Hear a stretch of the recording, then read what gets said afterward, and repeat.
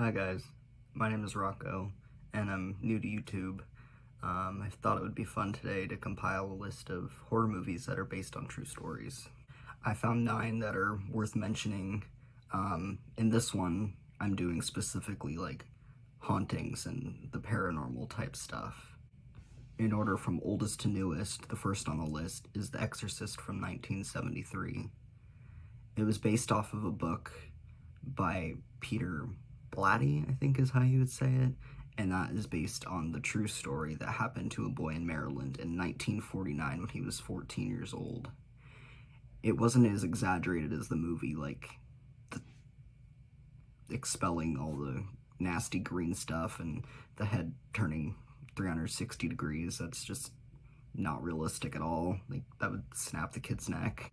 But apparently the entire exorcism lasted for an entire month. Ghost Adventures crew actually went to the house during one of their episodes. I vaguely remember it, but if you see me looking off to the side, it's because I have a script, because clearly I'm tripping over my words and I can't talk. And I'm gonna try to include images over here if I can figure it out, because I haven't made that video before. But on to number 2, Amityville Horror in 1979, which is also remade in 2005 with Ryan Reynolds. The previous owners before the Lutzes in the movie, I forget, I think it's DeFeo is how you'd say it. He killed his entire family into that house, which the Lutzes moved into in Amityville, New York. My dad actually told me that apparently my grandma knew the family through church or something. I don't remember exactly, but I thought that was kind of interesting. Number 3 is The Shining from 1980, which is based off of the books by Stephen King.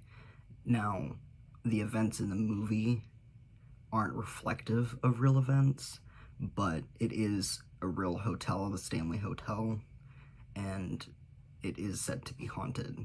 Stephen King got his inspiration for the book by staying in the empty hotel with his wife, and that sparked the idea.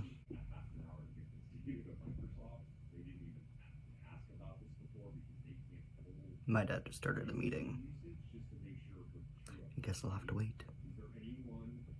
Number 6 on the list, I've actually never seen, I don't think I've heard of it either, is The Exorcism of Emily Rose, back in 2005.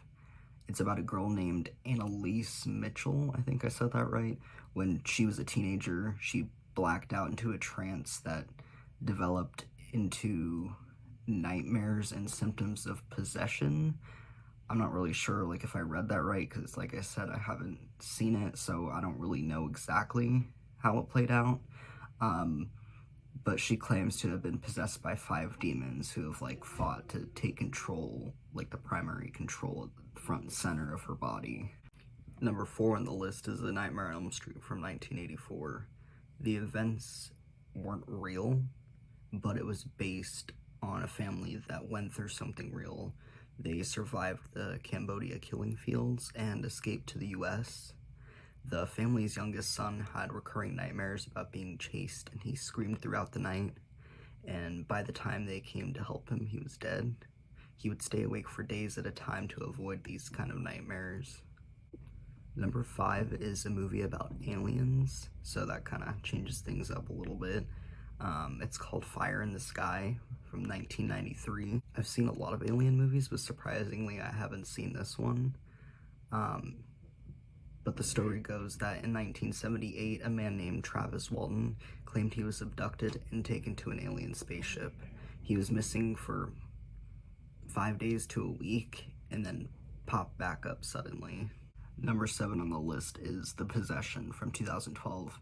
I actually remember this being one of the first horror movies that I saw in the theaters. I've seen others before that, but my family wasn't really big into anything horror creepy back then. It's a story based around an antique wooden box that the youngest daughter finds at a yard sale.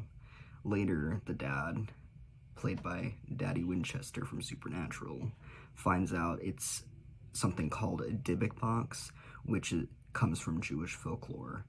It's essentially a small like wine cabinet or a box that is haunted by an evil entity that is trapped in the box, which I've seen heavily debated online and on haunted TV shows about its authenticity, like whether it's like actually real or it was just like made up for like movies and stuff.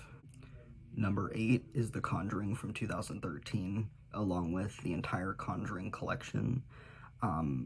It's considered a series because it's about investigators Ed and Lorraine Warren who take on these cases. And the first movie is a case about the Perrin family's hauntings in their new farmhouse. They had no information about the house history and like the horrible things that went on there, and the hauntings started almost immediately, like without any warning. And there's actually a lot of controversy about Ed and Lorraine Warren, which honestly I don't know too much about, but I've seen YouTubers talk about it. I plan to do some digging on that. I don't know if we'll make a video about it, but I do just kind of want to know for myself, like, what's going on. I mean, I do know that they had like a little museum in their house, but I think they shut it down or something. I don't know, I'm just rambling at this point. Now for number 9, the last one on the list, is Winchester, which came out in 2018. This is another one that I haven't heard of, but apparently it's on Netflix. I feel like I live under a rock sometimes. I mean, I guess it's my fault that I haven't really kept up with any horror movies since like 2017. I don't know why. Depression will do that to you. So this is based off the Winchester Mystery House in San Jose, California, which is said to be one of the most haunted mansions in the world. I've actually heard about this before, but I don't know about its history and hauntings as much, so I'm gonna have to do research on that as well. It states that Sarah Winchester says that the house was haunted by spirits of people who were killed by Winchester rifles. I don't really know much about the rest of it. Again, I'll have to do some research on that, but yeah, I mean, I don't think I did too bad for my first video. I just thought it would be a fun thing to look up to see some horror movies that are based off of true stories. I did end up finding 3 that I haven't heard about, so learned something new. Like, comment, subscribe, even dislike, tell me what I can improve on. I don't really care. But yeah, until next time.